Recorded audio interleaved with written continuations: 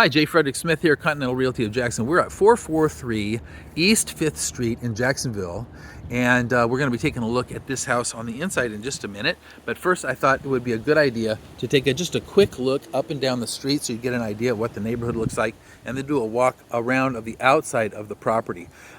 This particular neighborhood has, as I think I mentioned in my entry video, a lot of renovations being done.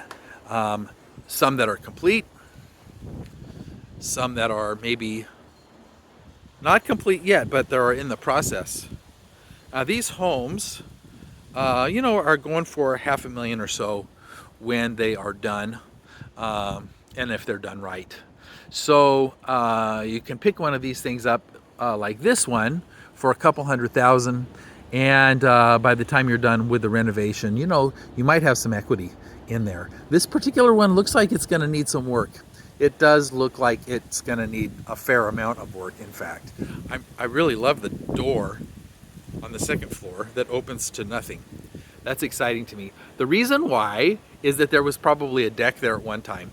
And, a wraparound like this one, or maybe just well, I don't see another one that would be similar, but I would bet that what we had here was a deck that was removed and they just left the door in place.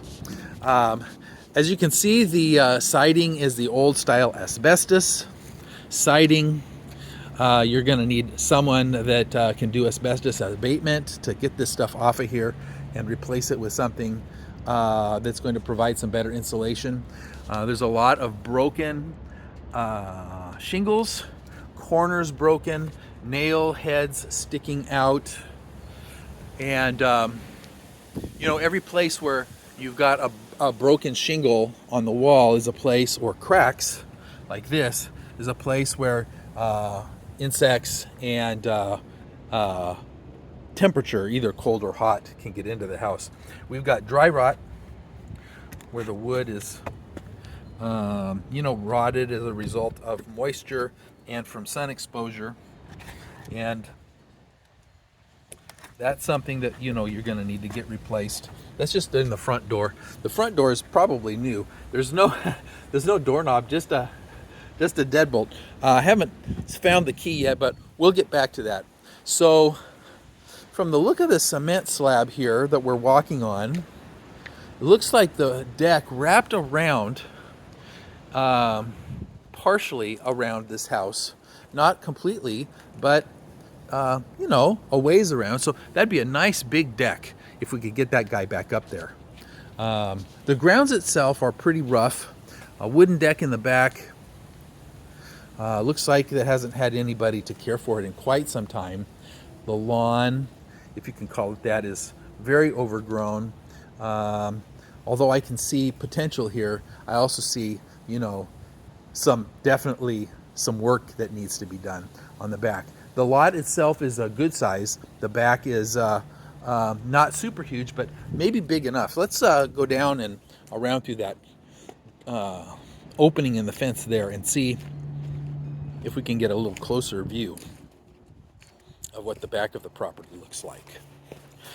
Pavers in the front, overgrown. Clean up there would probably help.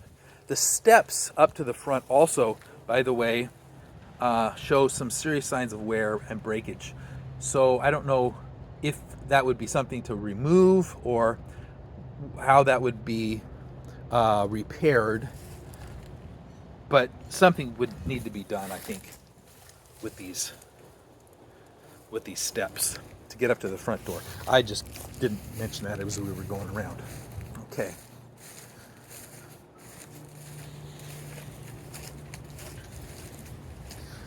So the fence has this kind of a bypass opening here where you go through this little space. Why is it like that? I don't know. It's interesting. Instead of having a gate, there's a hose. Okay. So not on a slab. This is definitely a off-grade property, and most of these older homes like this are. The condition of that underneath, I don't know, can't really get a good look. looks like maybe we've got some garbage that's been left here.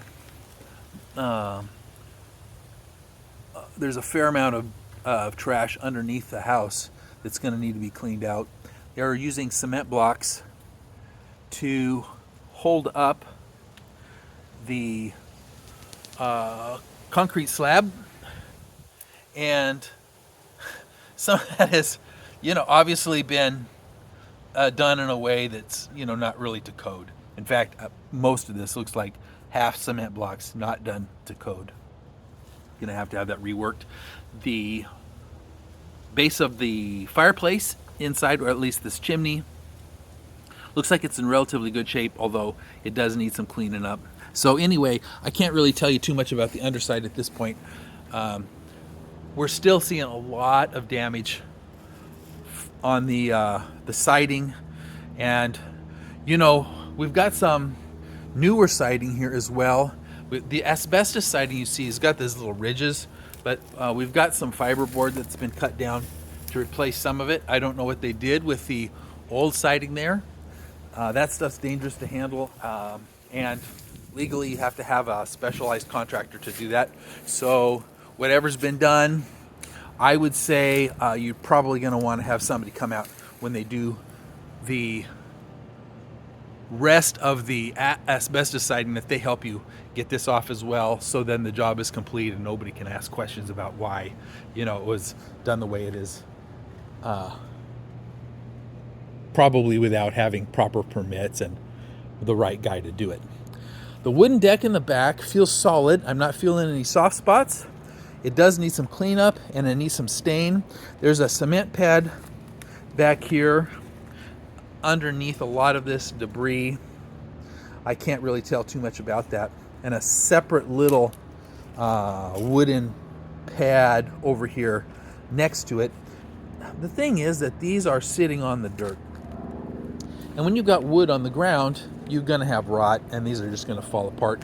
This whole thing really needs to come up and have some cement underneath it. As you can see, or maybe you can't, I don't know, it slopes down towards the house because, once again, it's sitting flat on the ground and the ground is sloping towards the house.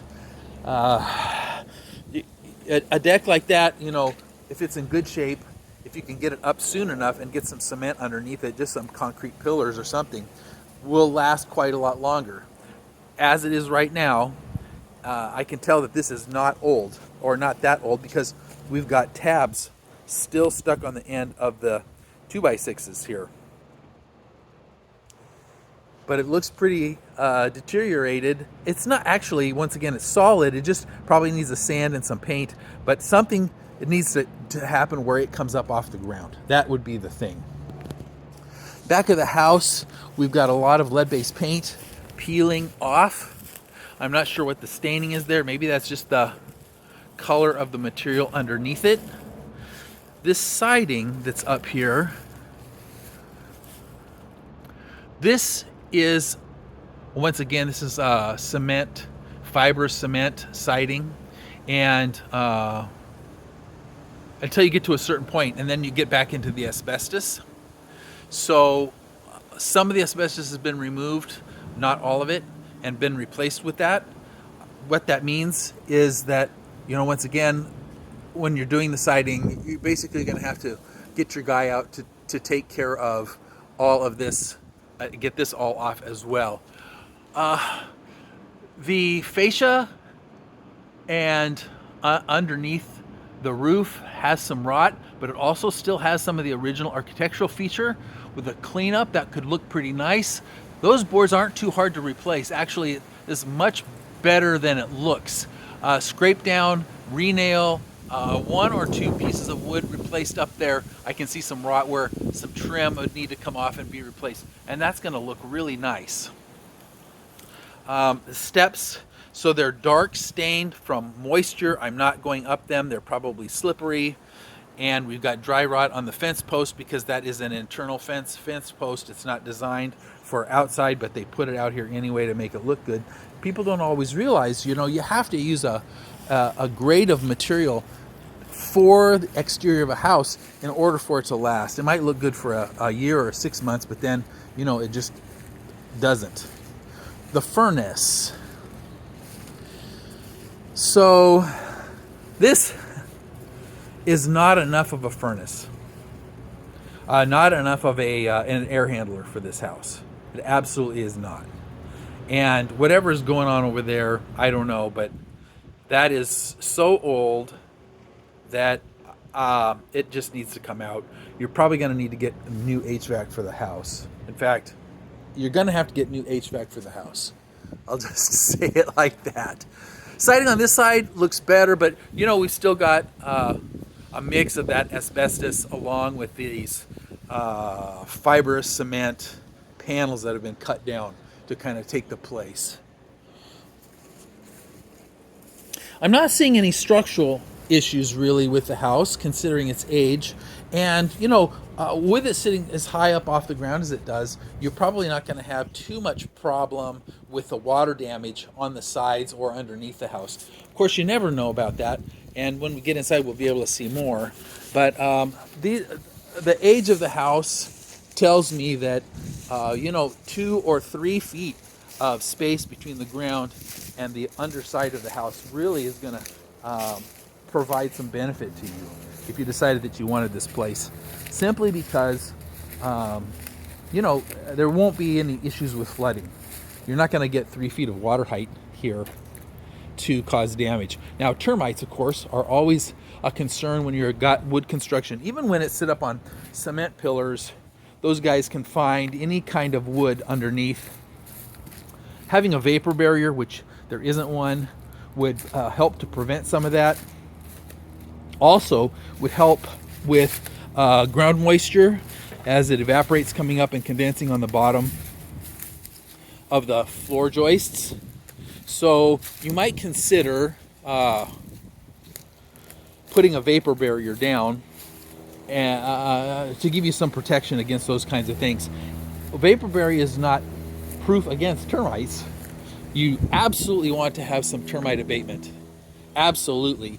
But, you know, the monthly on that is not too much. But the vapor barrier will help. Okay, so we're going to find the key, and hopefully we'll be able to get in and have a look around here in just a minute. And I'll see you on the inside.